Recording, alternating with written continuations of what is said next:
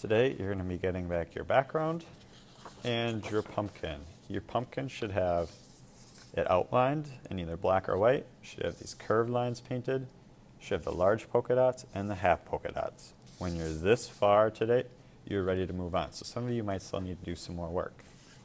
On the supply table, you're going to be getting one paintbrush and you're going to be getting a Q-tip.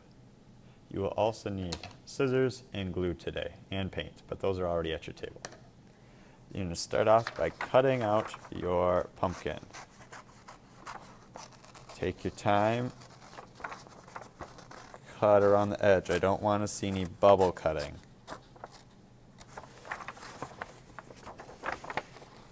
Careful not to cut your stem off.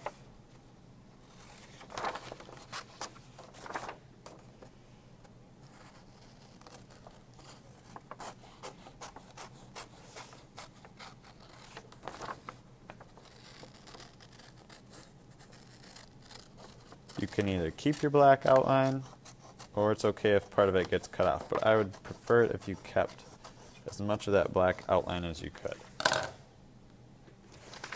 Your scraps get thrown in the garbage. Now you can glue your pumpkin down onto your background.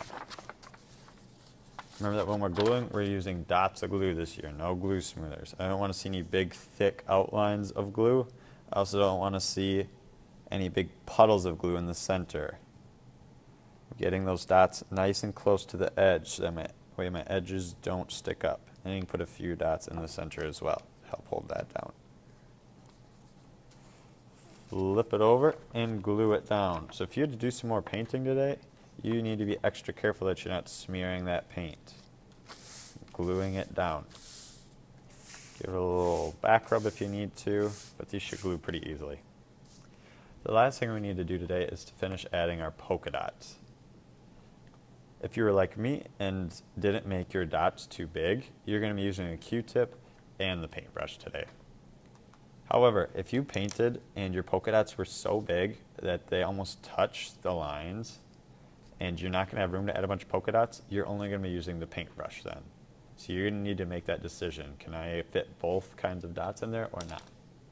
So since I left so much room, I'm going to start with the Q-tip. I'm just going to dip it in, just dipping. I'm not getting a whole bunch of paint.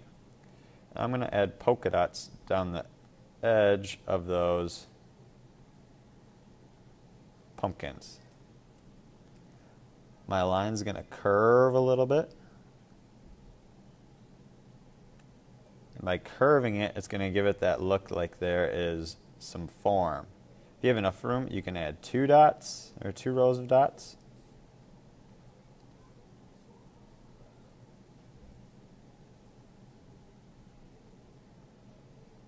Curving it just a little bit. And do the same out here.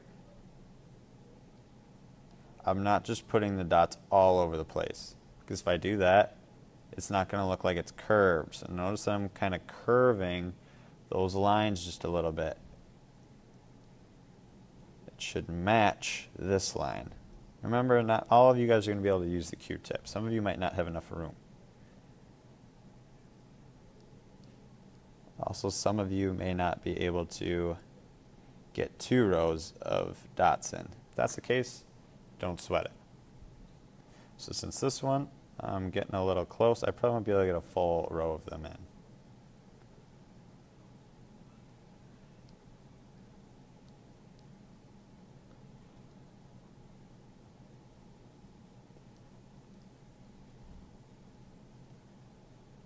Now I need to go and do the other side as well.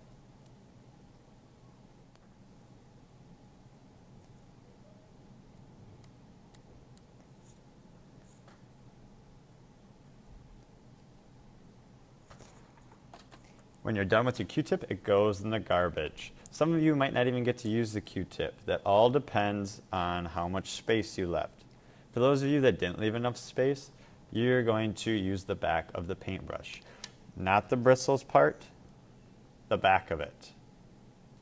Right? And for those of you that did have enough room to use the Q-tip, you will also be using the back of this if you have room. So I'm just going to dip that into my paint. And I'm going to be making some little dots. Once again, I'm curving them. It's not going to curve as much in this middle section.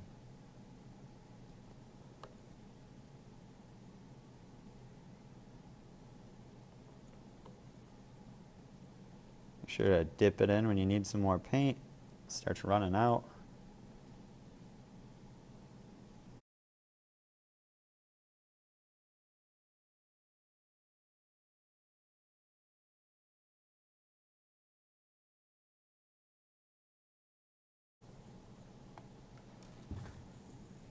So remember, because I don't have quite enough room up here at the top, I'm going to start a little bit further down.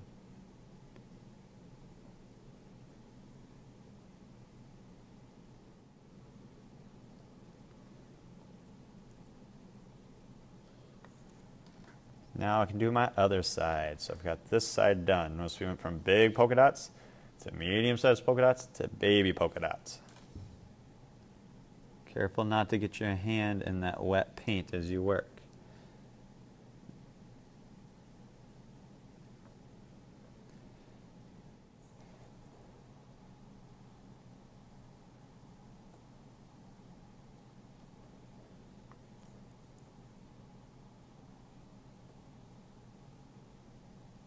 Alright, so I am completely finished. I did dots with the Q-tips. I also did dots with the end of the paintbrush, not the bristle side. Notice too that I didn't put any in between these big polka dots. That's fine, because if you start getting in these gaps, I think you're going to lose track of your rows going up and down, and then it's going to lose that sense of form. When you're all done with these, paintbrush goes in the paintbrush bin, because we still need to wash off the ends. Q-tips go in the garbage, scraps go in the garbage, and your finished painting goes in the drying rack. Oh, I almost forgot. You may also add polka dots along the stem if you would like. That's your decision. You don't have to.